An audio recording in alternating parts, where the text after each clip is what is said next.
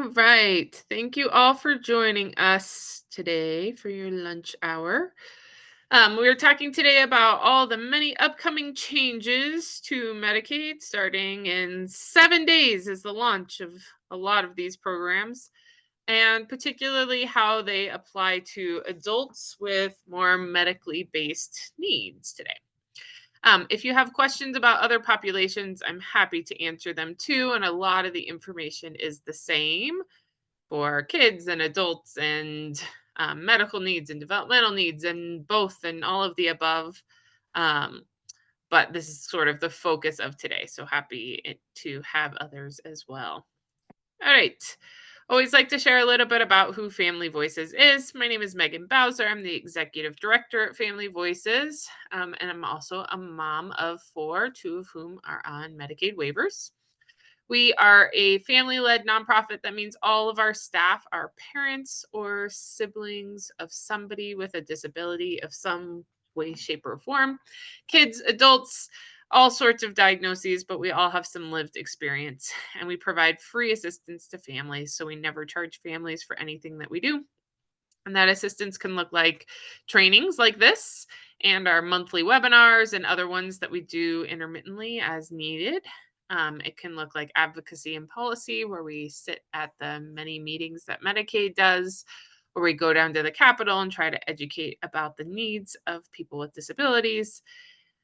Um, in lots of different ways. And it often looks like this system navigation, which is one on one assistance with our family navigators, is who we call most of our staff members, who will help walk you through these systems, deal with your individual situation, and kind of give you some direction, help do applications with you, kind of whatever is really needed on your end in terms of how to access services. We focus mostly on the medical and community based services, not so much school, because there's other organizations that spend a lot of time and energy doing the school stuff. But we can connect you with people if your needs are something that's beyond what we do as well. And we are an affiliate of Family Voices National and the Family to Family Network. I say that just so if you've got friends or families, or you're considering ever moving to a different state, that there's an organization like ours in their state. They all look a little bit different and are called something different, but there should be somebody there who could provide some similar assistance as well. All right. So today, intro housekeeping, doing some presentation and time for questions and answers. Just a few housekeeping things. If you wouldn't mind keeping yourself muted as we go through, if you're not actively talking. If you're asking a question or making a comment, please, of course, unmute. We have a small enough group, we can totally handle that. But if you are just sitting in the background and listening at the time, please keep yourself muted so we don't hear all the fun background noises of our lives. And then we're focusing on this, those on non-IDD, so medical waivers, so EBD, mental health, CIH, brain injury, and also for people that have adults with more medical needs that are not currently on a waiver at all. And then we're recording the first part. We won't record the Q&As at the end. And then I'm presenting on what I know to be true at this very moment. Things seem like they are changing somewhat frequently. And so I'll tell you what I know to be true right now, but I can't guarantee that that will still be true this afternoon or tomorrow or next week. We can hope, but we don't know for sure. And then just a disclaimer to don't shoot the messenger. I don't work for Medicaid. I didn't create these programs. I am just trying to share information to make sure you have as much information as possible to be as well equipped as possible for the changes that are coming up. All right, let's get started. Oh, and also feel free to put questions in the chat as we go along, or raise your hand and ask questions as we are going. Happy to pause and answer those along the way, or you can save them towards the end where we can talk more in depth. We are recording this and plan to post it on our YouTube channel. So if you ask questions during the recording part, just make sure you don't share any personal health information so that we aren't violating HIPAA by putting it on our website. All right. So all of this Healthcare Policy and Financing, HCPUF, this is the entity that runs Medicaid for Colorado, has called their priority projects. So it's this list of projects that are all sort of starting right around or on July 1st. So 7 days from now. And so change is hard. Even good change, even awesome programs, change is often hard. And so trying to give as much guidance around these sort of priority projects so we can all manage the change as smoothly as possible. All right. So the biggest change and the one that most of these other changes hinge off of is this community first choice program. So community first choice, we'll talk about it kind of more in depth. It's really taking services that are currently only available on some Medicaid waivers. So might be available on a children's waiver, but not an adult waiver, or only available on the EBD waiver, but not available on the SLS waiver. So some services that are only available in certain waivers and moving them so that they'll be available to anybody who needs them, who qualifies for that specific service, no matter how they get to Medicaid. So you could get to Medicaid based purely on family income and still access these services. You could get to Medicaid through Social Security or Supplemental Security Income, so SSI, and access these services. You could be on any Medicaid waiver with some weird exceptions for the DD waiver, but we won't get too much into that today unless people have specific questions. Um, and you could still access these services. So it's opening up that access to more people. So the list of services is kind of long. The top three are sort of the biggest ones, but it's good to know that the things like home delivered meals will be more readily available to more people and have fewer limitations on them. So previously it was limited to a year, and only if you were transitioning out of a hospital or institutional setting, that will be opened up to be more widely available. Some of these remote monitoring things, the biggest ones are this personal care, homemaker, and health maintenance activities too. There's also some changes in terms of who can provide those services and who can't. So there are limits for homemaker services for legally responsible persons, and there are limits on all people how many hours you can work per day, whether you're related to somebody or not.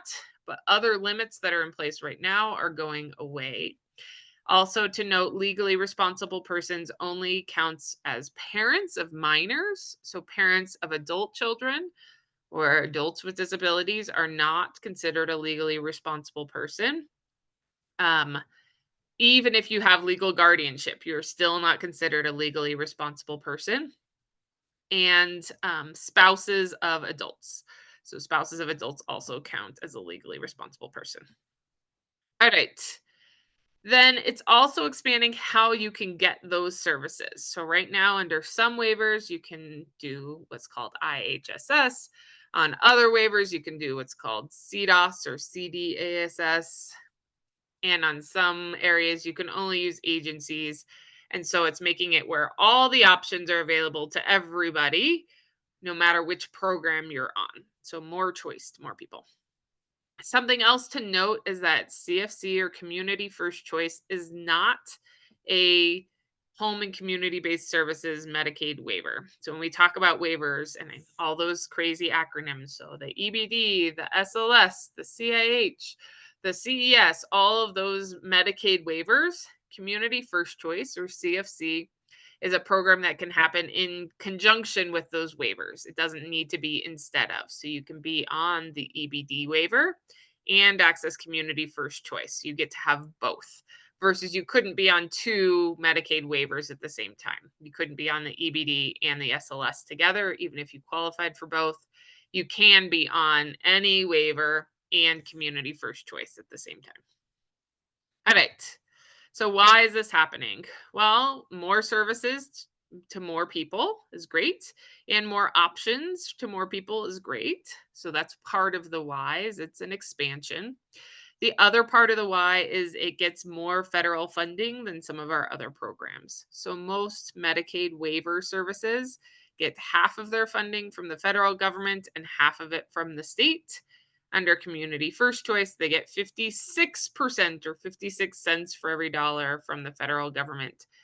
And so the state only has to provide 44 cents. So it helps reduce the burden on the state as well. I feel like I need to cross my fingers anytime we talk about Medicaid funding, but that's the way it is as set up and part of the motivation to add this program. All right. So who can access Community First Choice? Who can participate? So it's a choice, though I say that with a grain of salt, that there are some services that you might be accessing through your waiver right now, that if you want to keep accessing those services, you have to use Community First Choice to get them. But you're not required to do Community First Choice, just like physical therapy is a benefit of Medicaid, but you don't have to use physical therapy. But if you want to, you have to use the proper channels to do it. So Community First Choice is similar to that. So, anyone who is on any Medicaid waiver meets the eligibility criteria for Community First Choice. Also, there are some people that are not on a Medicaid waiver who also will meet that criteria. So they could be on low income or Medicaid through SSI or Medicaid through adoption, lots of different ways. But if they meet what's called an institutional level of care, then they can also access the Community First Choice. So that institutional level of care sounds way scarier than it is. It really is a way of defining that they need help with their activities of daily living. So they need some assistance with eating, bathing, dressing, toileting, supervision due to behavior, supervision due to medications, mobility. So there's this whole list and an assessment that the case managers at the case management agencies do to determine if somebody meets that institutional level of care. And that support can be hands-on and often is, but it can also be some verbal reminders or directions or supervision as well. So, even if you don't qualify for a waiver or haven't chosen to be on a waiver, if you meet that institutional level of care, you can still access Community First Choice. And then this program is managed by those same case managers at the case management agency. So if you already have a case manager with developmental pathways who's managing your waiver, that same person will help you manage Community First Choice benefits. Or it could be any of the case management agencies. I say developmental pathways as an example. All right. So when does this happen? So if you're already on a waiver, it happens at your waiver renewal, also known as your CSR. So the CSR, or continued stay review, is really talking about this date that your new service plan starts every year. So it should be the first of a month that every year you renew your waiver, you talk to your case manager, you meet with them, and then there's a certain date that your new service plan for that next service year starts. That's your CSR. So it starts at your CSR on July 1st or later. So starting, if you renewed July 1st, you will start this year. And then if you did your renewal, let's say in March already, then you will have access to this program, Community First Choice, in March of 2026. So whenever your waiver renewal is due. But you should start getting ready at least 60 days, preferably 90 days before you actually are planning on services starting, because it's a process to get through all the paperwork and administrative stuff to enroll. If somebody is not on a waiver, they can, in theory, start accessing Community First Choice as soon as July 1st, but really, realistically, as soon as all the paperwork and processes are done, which likely will take a couple months. So again, start preparing. If you started today, plan on things not really being finalized for 2 to 3 months from now. It's not a fast process. Okay, so what does this process look like? For somebody who's already on a waiver, talk to your case manager. That's who's going to start the Community First Choice process.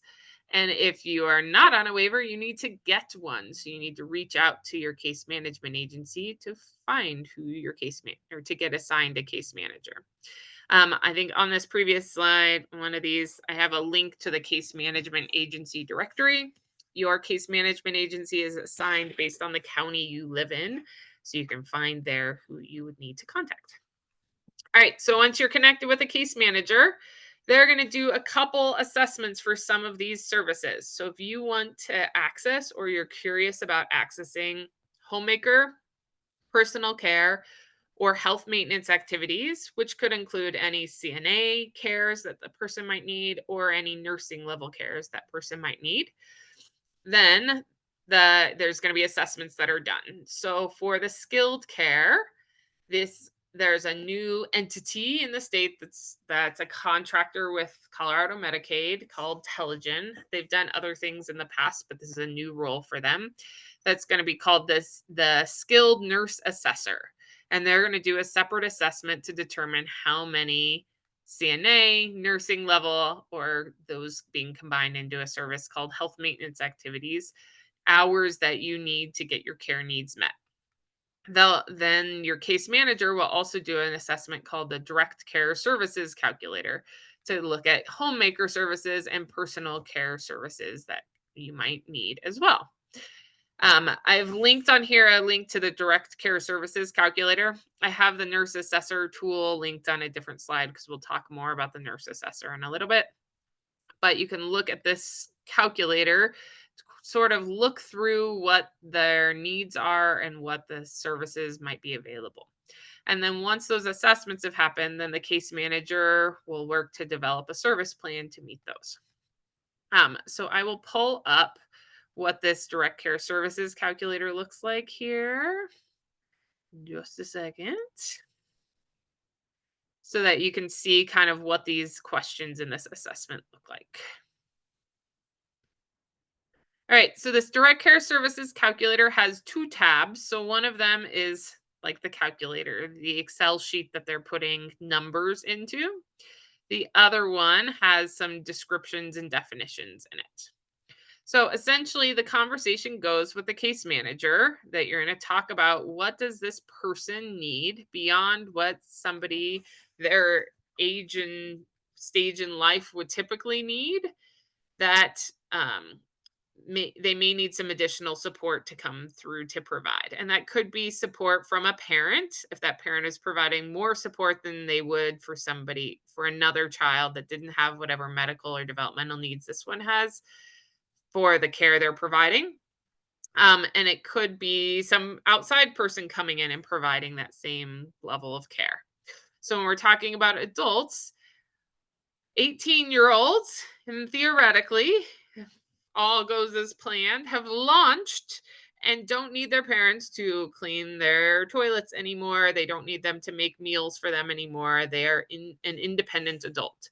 So if your 18-year-old is not able to do that due to some sort of disability, physical or cognitive or mental health or otherwise, then somebody could be paid for providing that additional care. So they'll go through kind of each of these areas, and there's these norms that are set up. These norms are not um, set in stone. They're meant to be guidelines for the case managers to look at. So let's say floor care. Okay, it says 15 minutes per room per week is the norm. So then the question is, how often do you have to clean their floors and how long does it take you? It's supposed to be just the areas of the house that they're utilizing, and the areas, if it's a joint area and it is not well defined, but they're not supposed to be being paid for taking care of somebody else's messes. So if you think of like washing dishes, somebody could be paid for taking care of washing dishes for the 20-year-old who's not able to do it for themselves, but they wouldn't be paid for taking care of the 20-year-olds and their spouses or and their siblings or and their roommates dishes, only that one person's support needs. So when we talk about floor care, be talking about like their room, maybe part of the kitchen, maybe part of the shared spaces. So how long does it take? How many times per week? And then it'll calculate it out. So let's say we agree with the norm and we say, yep, 15 minutes per room. And we have 3 different rooms that we're doing. So that'd be 45 minutes and once per week. And then it'll calculate this out here. There's also this column for AME, so acquisition, maintenance, and enhancement. This is teaching. So if you were spending that time teaching this person to clean the floors, then maybe it's going to actually take a little bit longer. So maybe we bump it up to 60 minutes and we'd mark yes for this because you're spending the time doing the teaching. Doesn't really change anything. It doesn't pay at a higher rate if you're teaching. You don't necessarily get more hours. It's just a way of tracking that that is being included.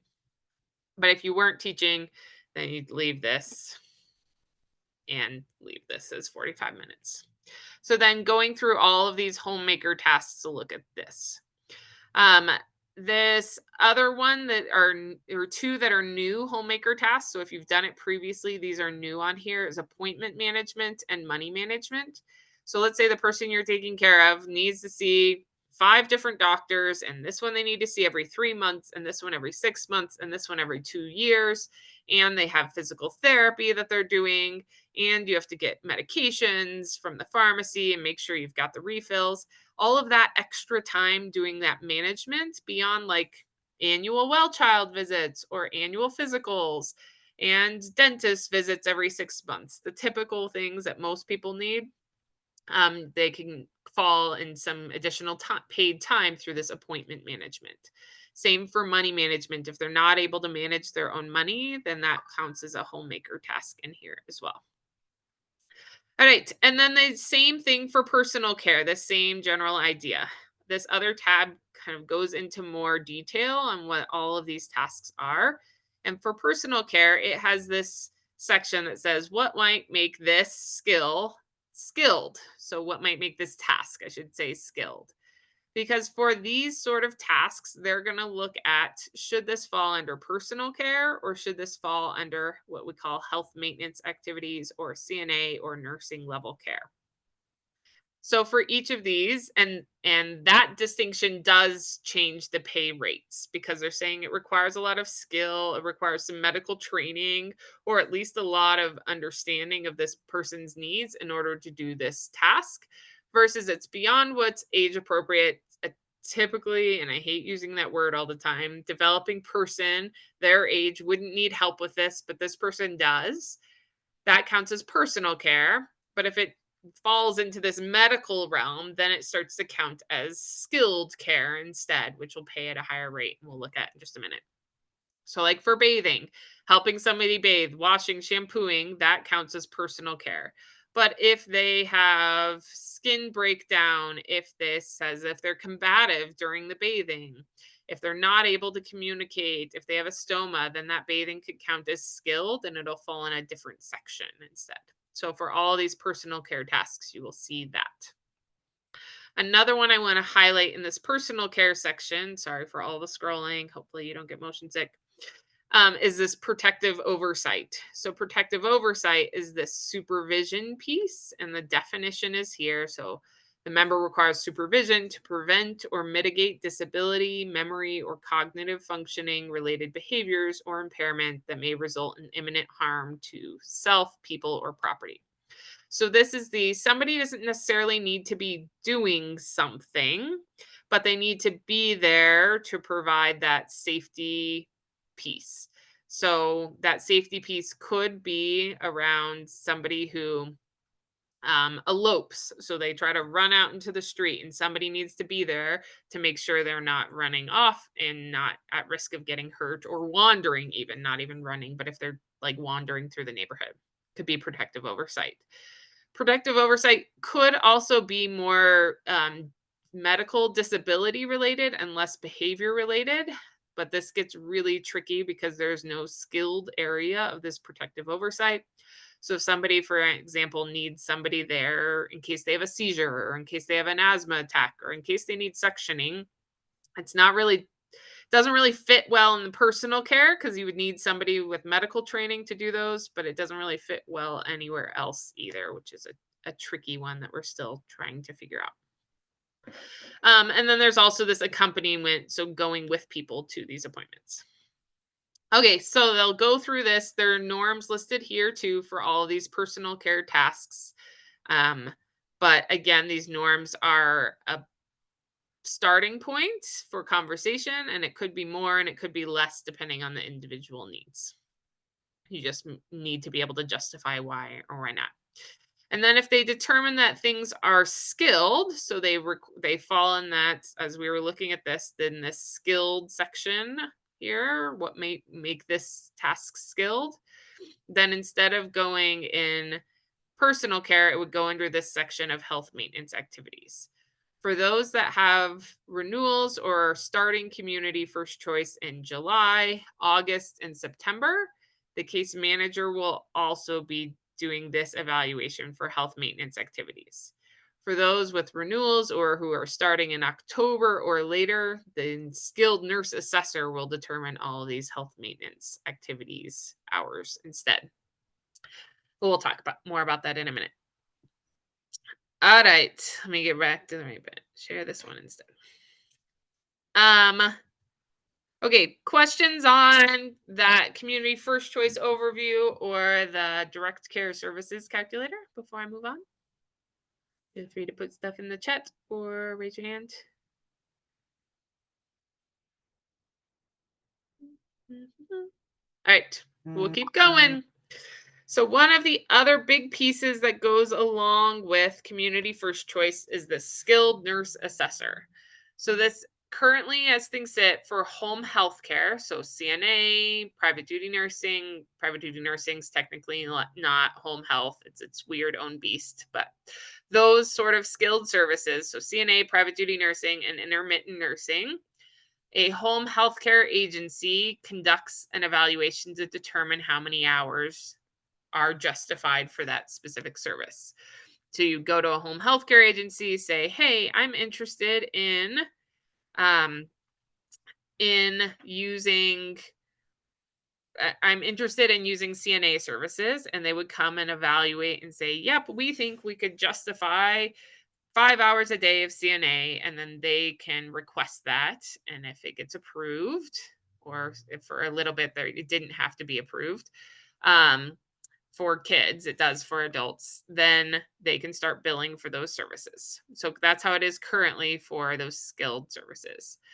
Or if you're wanting to do health maintenance activities, so this is those as a way to combine those services together.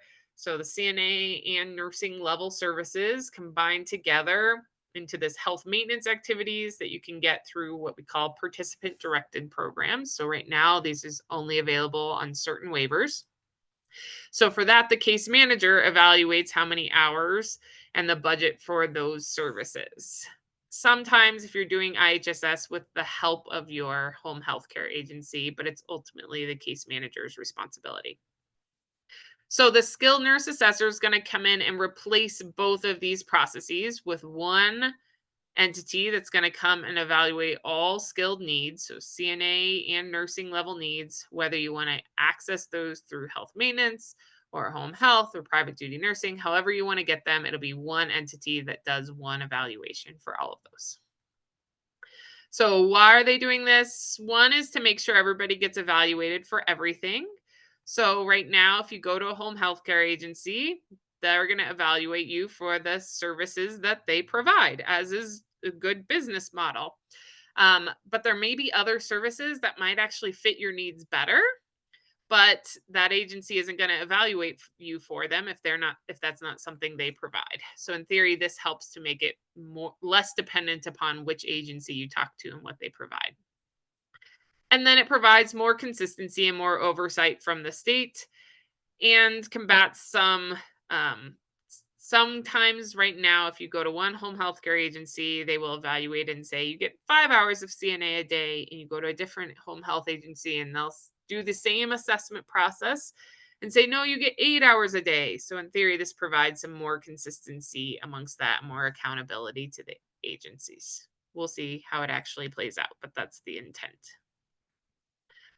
All right, so who needs this? So anybody who currently uses or may need what they call skilled care. And every time you hear me say skilled, really think medical. It's a very highly medical model, so it may take a lot of skill to help somebody with a lot of behavioral needs to brush their teeth. This skilled is really talking more about the medical side of things, and that could be due to choking or stomas or all sorts of different medical reasons. And so anybody who has those skilled that medical care needs can um needs to be assessed by the nurse assessor, and really anyone can do that referral to the nurse assessor. So it could be the case manager, it could be the person themselves, it could be their parents, it could be their doctor. It doesn't really matter. Somebody just needs to do that referral to that assessment. And that assessment needs to be done close to when services are needing to be started. So there's no reason to do it everyone August 1st if you don't need it done August 1st yet, because you'll bog down the system and those who really need it won't be able to get it in a timely manner. So there's some strategy in when you get your assessment done, but anybody could send that referral. And then that assessment will be done by Telegen, so a licensed nurse employed by Telegen who's contracted by Colorado Medicaid will come and do that assessment either in person or via like a video call. All right, so when does this happen? So this just changed last week, week before, 2 weeks ago, I think. So it will start August 1st of 2025. So community first choice still starts July 1st, but the skilled nurse assessor will start on August 1st, and referrals need to be sent as far ahead of time as we really can. So recommending 45 to 60 days ahead of time. Supposedly the timelines are going to be a lot faster than that, but that's the kind of recommendation, is get it done sooner rather than later. From the date when the referral is submitted, so you get a referral submitted on August 1st, 7 business days from then, you should have had the assessment completed already and have the recommendation report in hand from that assessment. That is the timeline, the contractual timeline for this. So for between 7 business days from when the referral is submitted, you should be done with the whole skilled nurse assessor process. Those that have July, August, and September waiver renewals, or if you're not on a waiver and you're starting community first choice in July, August, or September, you're not using the skilled nurse assessor this year. You will use it next year when your renewal comes up a year from now, unless you need an assessment for some other services like private duty nursing before then. All right, and how does this process look? So sorry for all the text on this page. We'll get there. So referral is sent. They reach out to schedule the assessment. It can be done in person or it can be done virtually. So either one, but it has to be like video, not phone. And then you can choose to provide additional documentation to that nurse assessor. And you can choose to invite other people to attend that meeting with the nurse assessor. You don't have to do either one of these, but it's always good to come as prepared as possible as you can to these sorts of meetings, because they're going to be asking a lot of questions that can be kind of overwhelming and are highly medically based. And marking, scoring, deciding how many hours they will recommend based on what you report to them. So if you've got your care plan for your CNA services you're currently getting, that's some data to help support you and help support them in understanding what the person's needs are. Or if your home health care agency wants to come to that meeting with a skilled nurse assessor to support you, they are absolutely welcome to do that. You can invite your case manager to come. You can invite your mom to come. It doesn't really matter, whatever would be supportive for you documentation wise and people wise, you're welcome to invite to that assessment. So then that nurse is going to go through what's called the skilled care acuity tool. So this is a new assessment to determine those hours. And if they go through that and decide, so if they go through and decide, yes, bathing counts as skilled, here's how many points you get, they're going to put it in their calculator, great. If they go through it and listen to you talk about what bathing looks like and they think, I don't know that this counts as skilled, they'll go over to that direct care services calculator, that Excel sheet we just looked at, and they'll put in hours under the unskilled personal care portion of that instead, to make sure that that bathing need you guys just talked about gets addressed somewhere, even if they don't think it counts as skilled. And then they're going to talk to the family about the different options for receiving their care. So, what does it look like if you got this care needs met through private duty nursing? What would it look like through long term home health? What would it look like through these participant directed programs? So that you have good information to take this recommendation and then use it to get services met in the way that works best for you and your family. And then that recommendation report is now, it'll be available on this online portal that they're going to have, that the case manager or home health agency, yourself can all access that report. The tool for this looks a little bit different than the direct care services calculator tool. Instead of on the direct care services calculator, these are all a mouthful. They would ask, how long does it take to do something? How often do you do it? And numbers come out of that, right? So it's based on how things actually take you to do. On this skilled care acuity assessment, oh, sorry, the formatting went all wonky on this. It is based on points, and points equal hours instead, which is how CNA for children has been done historically, but not how most of these other assessments have been done. So if we look at one of these, I'm going to look at the private duty nursing one. It'll have a section. So it has a bunch of different sections. It'll have a task. So in this tracheostomy care, and a description of that task. And then it has this option for points. So how often does this thing need to be done? Never. Once a day, twice a day, 3 times a day, 4 times a day, so on and so forth. And then they would pick a value for this. So let's say it needs to be done, what was it? 5 times a day was 6 points. Then they would put 6 points in here, and they could put any comments if they wanted as well. And then you'll see that 6 points translated to 1.25 hours per day, or yes, I think it equals per day in the end. Scroll, sorry for all the scrolling. Yeah, 1.25 hours per day, which was 8.75 hours per week. So they would go through this whole tool and make those adjustments. There's also a section for other considerations. So if you go through this tool with them and get to the end and think that is not enough time in order to get all of my care needs met, then they should go in and fill in more details under this other considerations to make sure that this number gets up to what you actually need for the care you need to receive. And they're going to do that for tasks for private duty nursing, for CNA, and for this RN, or this intermittent nursing task area. So there's there's 3 different tabs.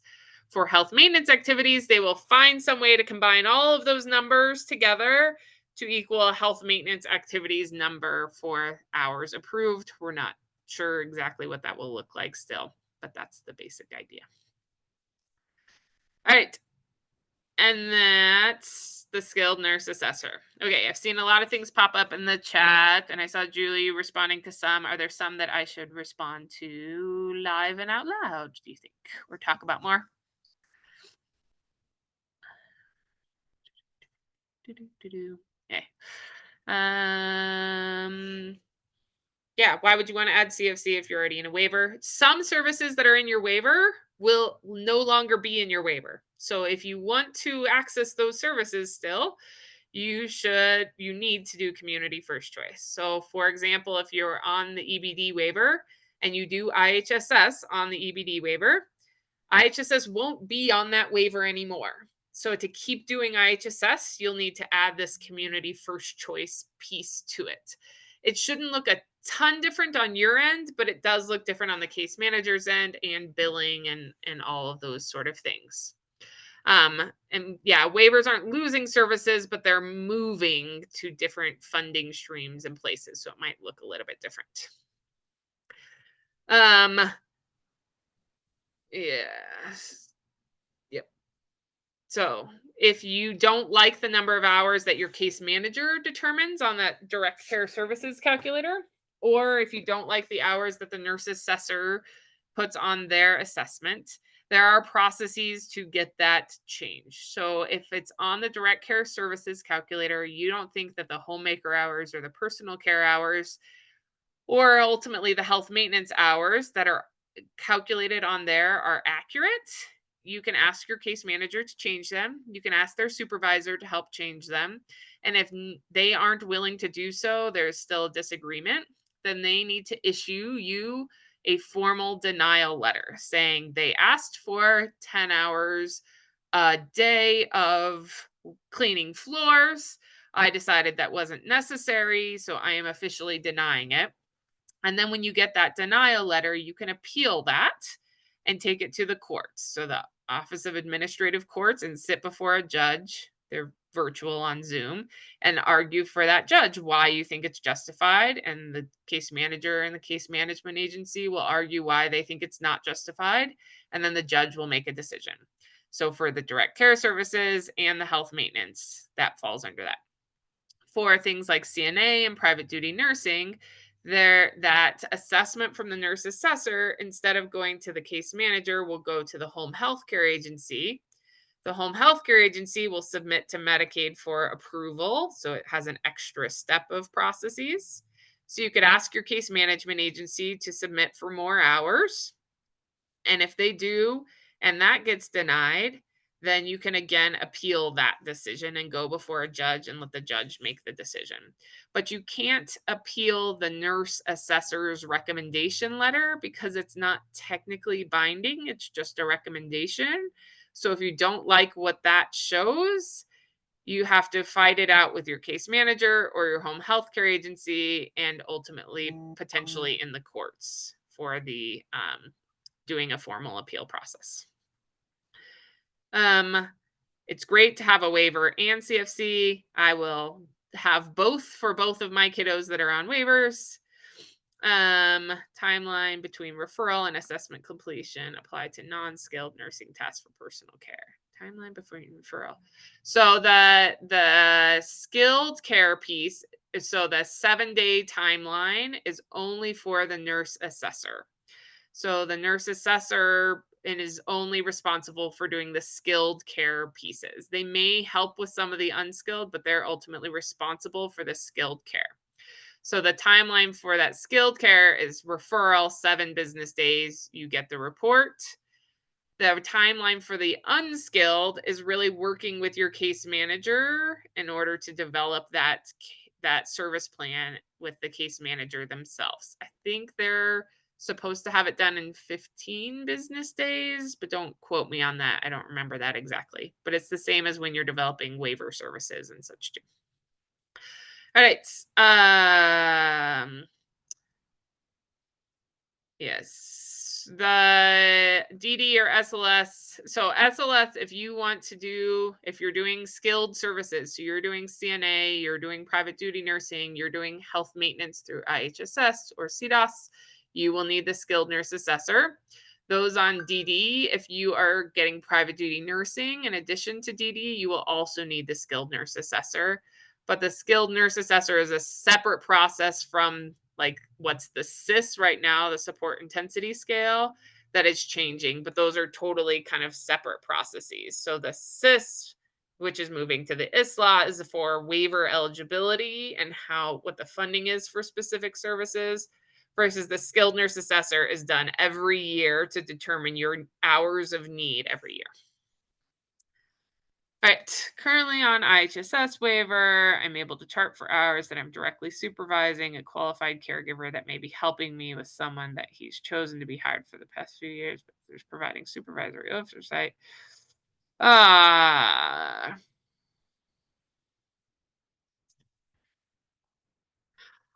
yeah, so I've not heard of that supervisory oversight, so I don't want to give too much in that. It's not listed as a task in health maintenance or personal care or homemaker. So I am guessing you are not so moving forward, my understanding is you are not supposed to do that. That is not a kind of authorized above board way of functioning of providing care. I know, like, in the real world, sometimes that's how things play out, but you're not supposed to be doing that moving forward. I've not heard of that being approved in the past before, but I don't know that for sure. I don't know if that answered your question fully, Abigail, but I can look into it more and see if I can find more info too on that, if that didn't. Yes, Kelly. Kelly, I see your hand up.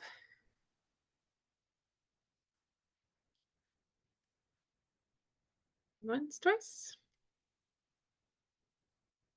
Okay. I saw your hand went back down.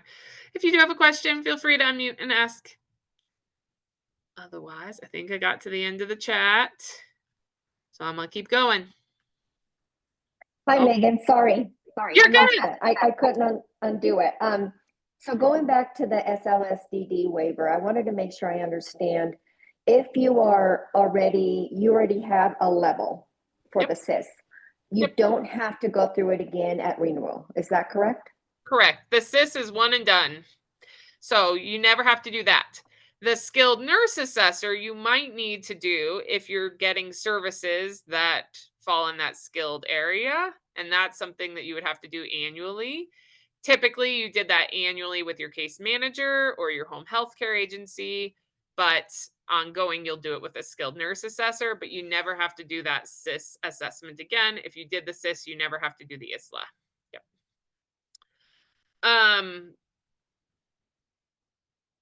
So case manager final say on adding CFC. So your case manager is responsible for creating your service plan for your waiver and will be for your community first choice too. So those combined together.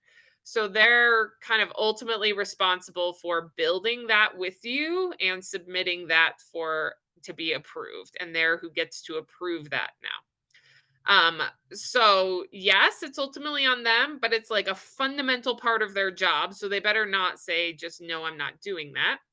But we get awesome case managers and we get terrible case managers. So, take it as it is.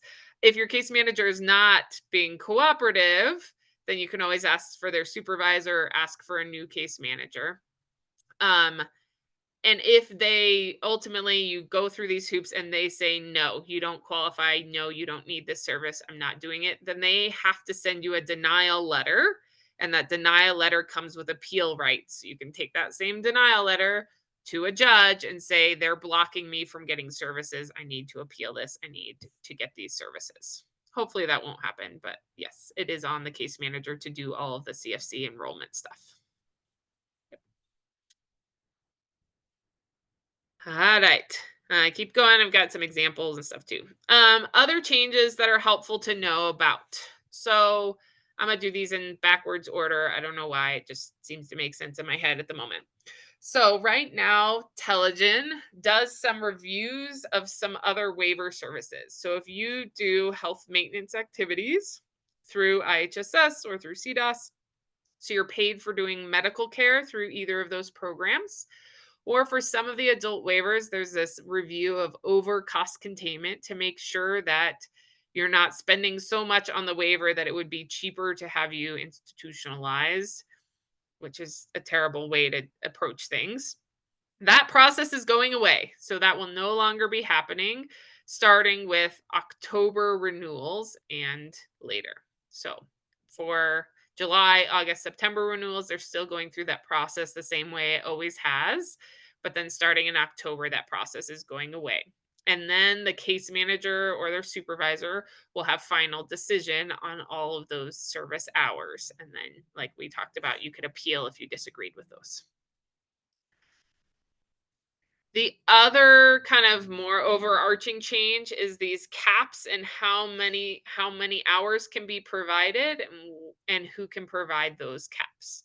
So one new cap that's going into place or newly enforced cap is a 16 hours per caregiver, no matter how many patients they see, no matter how many people they take care of, and no matter which services are involved with that. No one caregiver will be allowed to be paid for more than 16 hours of care provided in a day.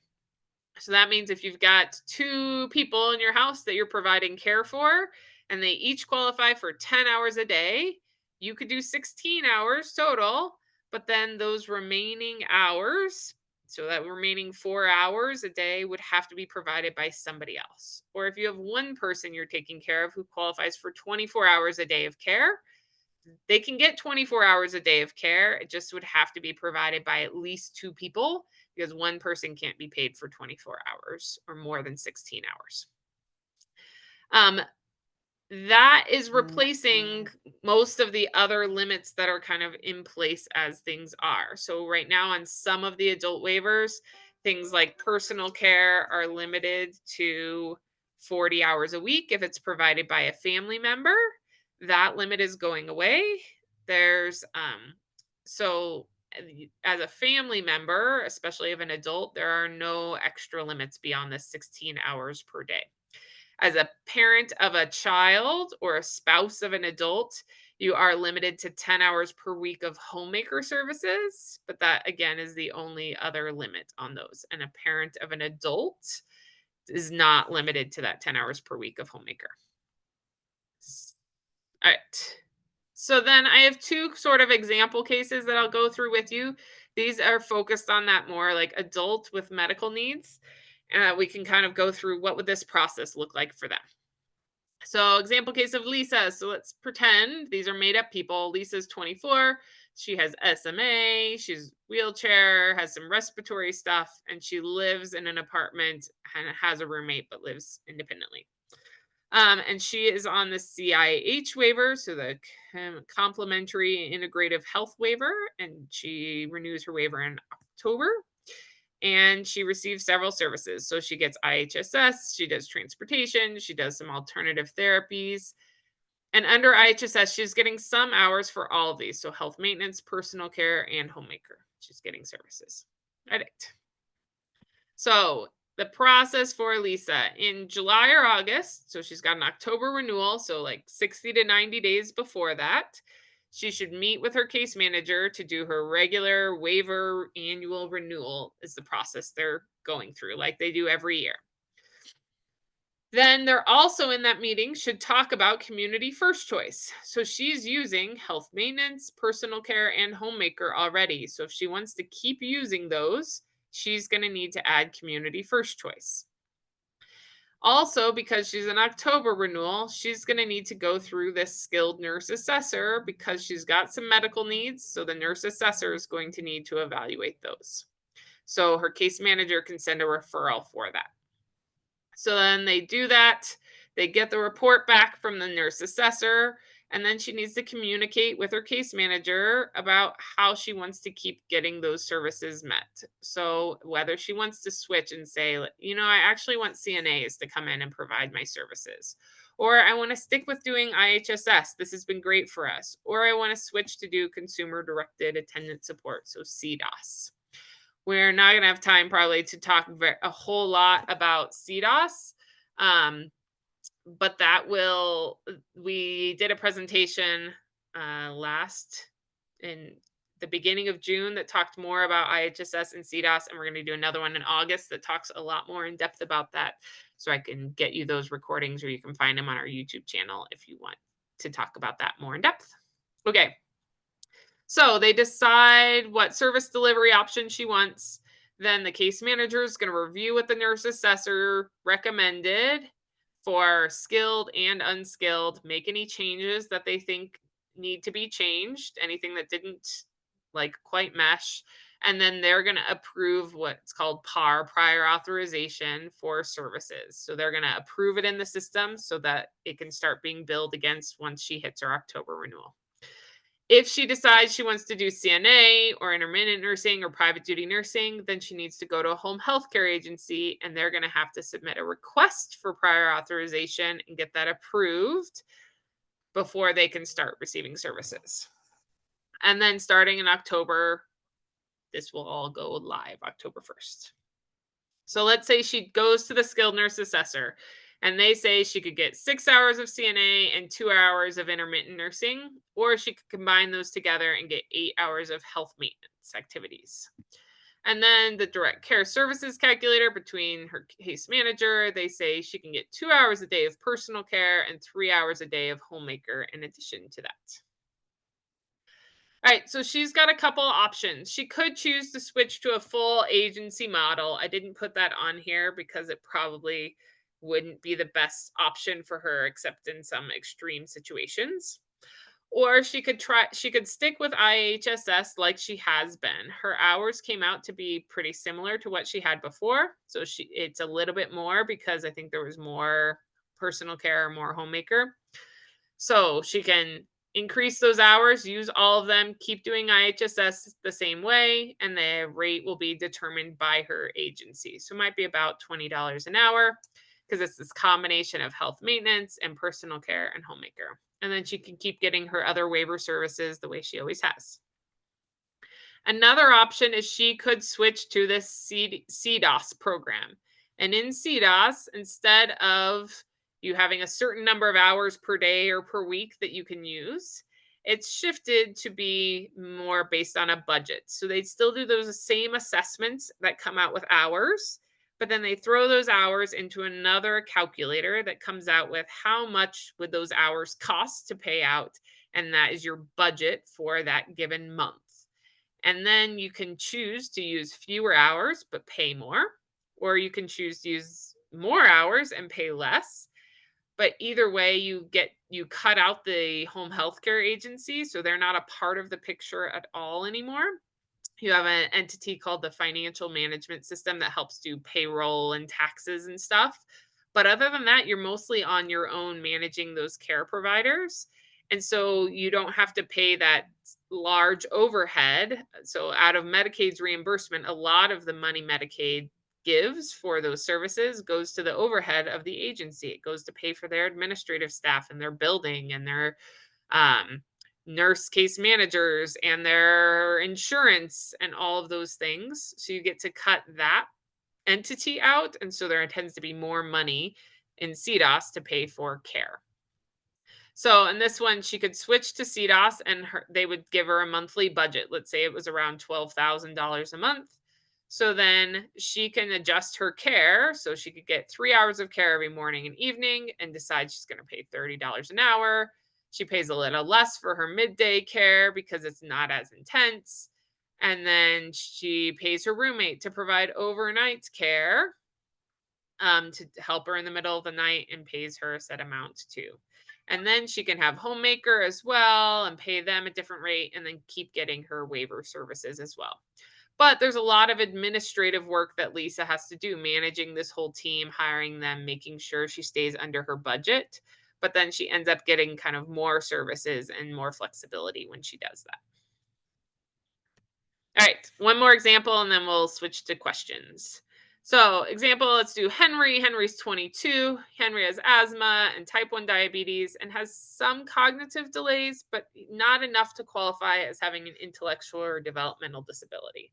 So, maybe his IQ is 80. So, it's not quite enough to qualify for the DD waiver or the SLS waiver, but it's enough that it kind of impacts his day to day life some. So he's got some medications. He needs to manage his diabetes. And he lives with his parents still, but he's on income based Medicaid. So Magi Medicaid, which is really the Medicaid that's based on income and not based on disability at all. So for Henry, anytime now. So he can't start till July 1st, but that's a week away. Paperwork's not going to get done in time. So anytime now, Henry could reach out to his case management agency to do an intake with them. And they're going to reach out and they're going to do what's called that level of care. So they're going to determine, does Henry meet institutional level of care? And it might be a little bit close or a little bit borderline on Henry because he's got a lot of things he can do for himself. But if they determine he does meet that institutional level of care, he needs enough help with his activities of daily living, then he could qualify for community first choice. And because he's got some medical needs, the case manager would then send a referral to the nurse assessor if he was doing this process August 1st or later. If he was doing it before then, they wouldn't need to do the nurse assessor. And then they would calculate how many hours he would need. So they would do that direct care services calculator, and the nurse assessor would do that other assessment we looked at. Once that's all done, they've determined the hours. He would have to choose his service delivery model as well. So whether Henry wanted to do IHSS or CDOS or agency based, depending on his hours, and then he could start receiving services. So let's say they go through that assessment and the direct care services calculated. Let's say he does it starting July 1st because he's really on top of it and excited. Then the case manager would evaluate for health maintenance and might say, oh, we think he gets an hour and a half a day. And they would evaluate for homemaker and they say he needs an hour and a half a day of homemaker as well. So then Henry could choose from these 3 service delivery options. So he could his mom could get employed for a home health agency as a CNA and provide 30 minutes of care, of CNA care, and 30 minutes of homemaker every morning and evening. And Henry's dad could do some additional homemaker outside of those times during the week. Or they could choose IHSS and they could provide 1 hour a day of homemaker, 1.5 hours of health maintenance, and on the weekends, they could have some more hours. Or they could switch to CDOS, and Henry might be able to be his own authorized representative or his own managing his own care for CDOS. Or he might need somebody else to be his authorized representative. He's sort of in the middle there. So you need an authorized representative if you can't manage your own care or aren't able to. But a lot of adults are able to manage it themselves too. So let's say his dad becomes his authorized representative and his budget is just over $2,000 per month. Then they can pay Henry's mom for doing some care. They could pay Henry's neighbor for doing care and pay more per hour than they were able to under agency or IHSS because they don't have that home health care agency and they have some more flexibility. But because Henry's dad is his authorized representative, Henry's dad cannot be paid for any care, for providing any care to Henry either. So that's sort of one of the biggest downsides of CDOS, especially if you have an authorized representative. All right. Other questions? I saw a couple things in the chat that we'll go to. So did I hear you clearly that family caregivers are not limited to 40 hours per week beginning July 1st? They're not limited to 40 hours per week once they hit their waiver renewal starting July 1st or later. So it doesn't apply to everybody July 1st. It happens again when they do their continued stay review.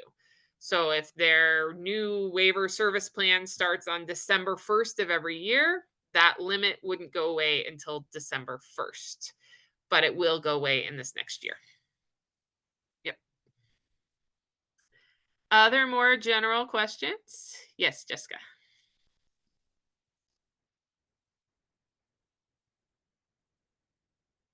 Okay, did it work? Yes, I gotcha now. Okay, so we're new to waivers. We're in the process of doing one right now. So Yep. if we do community first choice and we choose to do CDOS, do we have to do CDOS through the waiver as well? There will no longer be CDOS in a waiver. It will, Okay. starting July 1st, unless you're already on CDOS through a waiver, there will be no more CDOS in a waiver. So they'll, over the next year, kind of wean everybody off of that. And if you're doing CDOS, it will only be through community first choice for anybody. Yep. Okay, so if we do get approved for the waiver, we have to do IHSS through the waiver then?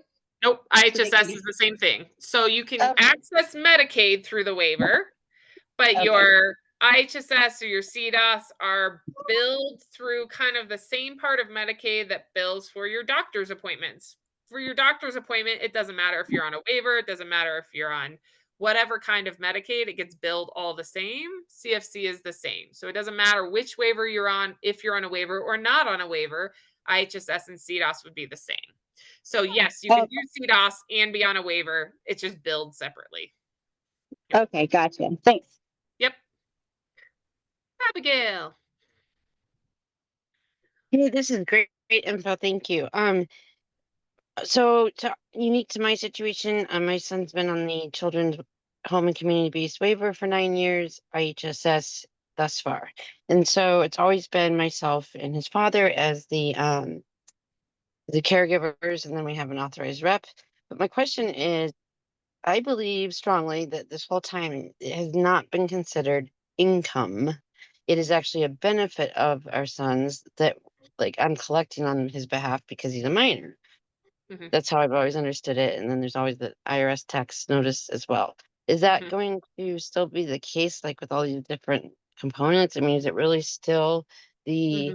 the if they're a minor, especially, is it still their it's their benefit money, right? Does it become income?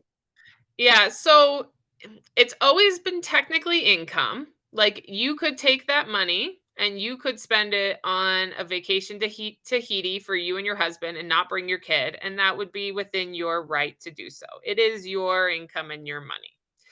However, it is tied to your kids' needs, and so the IRS has always counted that as being exempt. So it's parental income, but it's called what's called difficulty of care. So it's just based on the fact that there are all these additional needs for your kiddo, and so they've agreed not to tax that money. That so it stays income the way it always has been, but you're right, it's kind of this weird type of income because it's determined difficulty of care. The state has requested permission from the IRS for under community first choice that to continue so that these hours would still be tax exempt and treated the same way they always have been under IHSS or under CDAS under the waivers specifically. But because they're technically not in a waiver anymore, they technically don't meet the IRS's current rule. So they've requested special permission to make sure that they will be included. And they haven't gotten an answer yet, still. And they're not going to get one by July 1st because government works slowly. That being said, California went through the same process and requested this notice from the IRS for it to be included, and they said yes. Washington went through the same process. The IRS said yes. So there's no reason why the IRS shouldn't say yes to us also, but it just takes a while to go through those processes. So as long as they say yes before the end of the year, you should be good to go and it should be counted as exempt, but nobody can guarantee that at this moment in time, but we're all hopeful that it will. Makes sense. Thank you, Megan. Yep. All right. Turn off the recording.